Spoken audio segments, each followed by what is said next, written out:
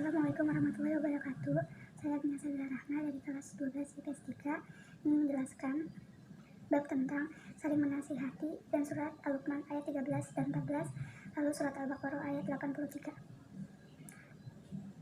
Menasihati. Apa sih saling menasihati itu? Pengertian saling menasihati dalam kebaikan, yakni kebenaran dan kesabaran nasihat, juga dimaknai sebagai suatu ajaran anjuran yang sifatnya baik dalam Islam sendiri. Nasihat adalah hak secara muslim.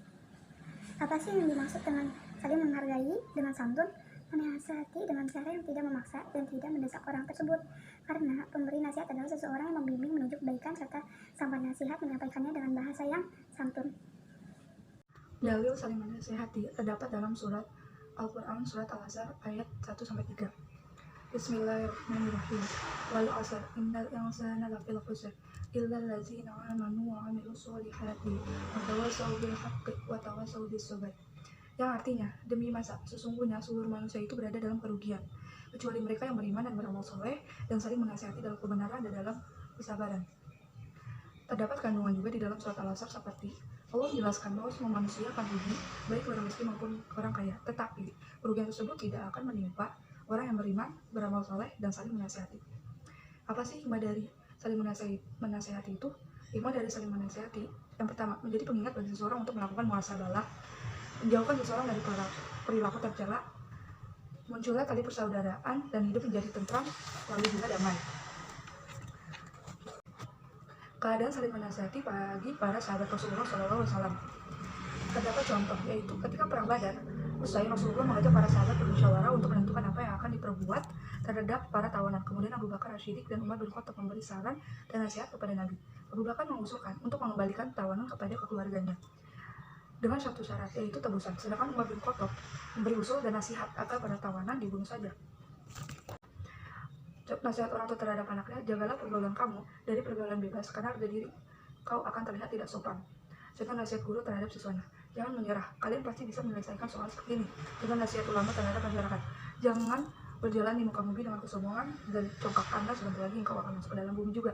Kemudian saya akan membahas Quran surat Al-Luqman ayat 13 yang bunyinya, wa iz qala luqmanu li ibnihi wa huwa yahizhu wa ya bunayya la tashrik ballahu inna usyad kal zulmun azim.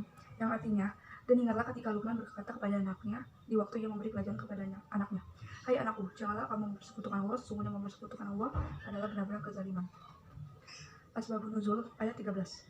Diawali dengan merasa keberatannya pada sahabat Nabi dengan turunnya surat Al-An'am ayat 82. Kemudian mereka mendatangi Rasulullah dan bertanya, wahai Rasulullah, siapakah di antara kami yang dapat mencegah keimanannya dari perbuatan zalim?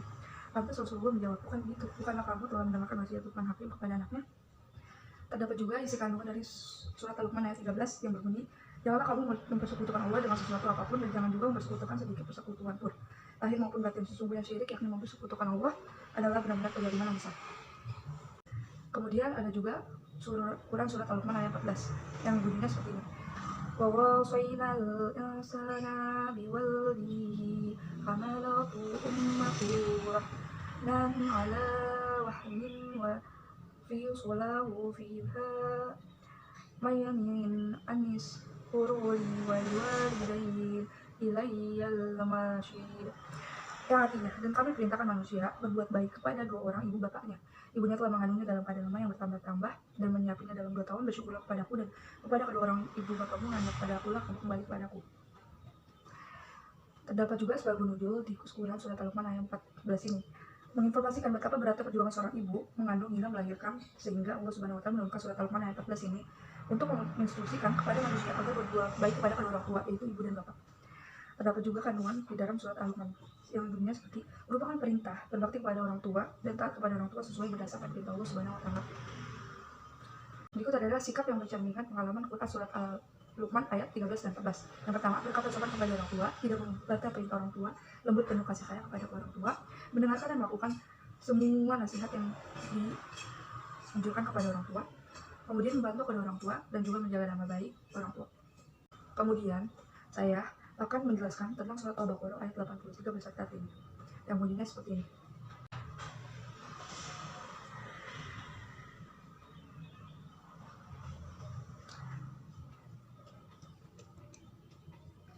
Artinya, dan ingatlah ketika kami mengambil janji dari bumi Israel, yaitu janganlah kamu menyembah Allah, janganlah kamu menyembah selain Allah, dan berbuat baiklah kepada ibu bapak, kaum berkerabat dan anak-anak yatim, dan orang-orang miskin, serta ucapkanlah kata-kata yang baik kepada manusia, dirikanlah sholat dan tunaikanlah zakat, kemudian kamu tidak memenuhi janji itu, kecuali kebahagiaan pergi daripada kamu dan kamu selalu berpaling.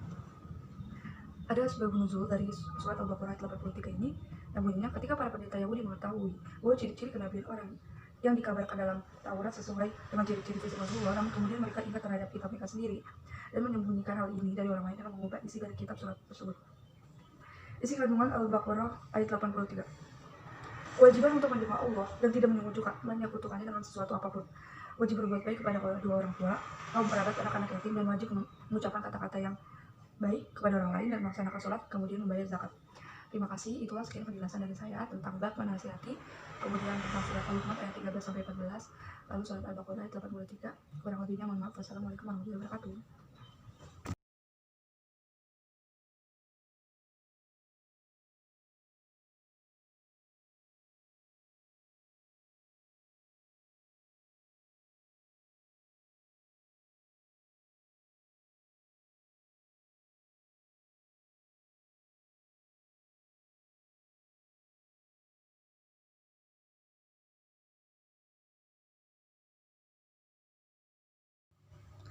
وإذ أخذنا ميثاق بني إسرائيل لا تعبدون إلا الله وبالوالدين إحسانا وذي القربى واليتامى والمساكين وقولوا للناس حسنا وأقيموا الصلاة وآتوا الزكاة ثم ليتم إلا قليلا من أنتم معرضون.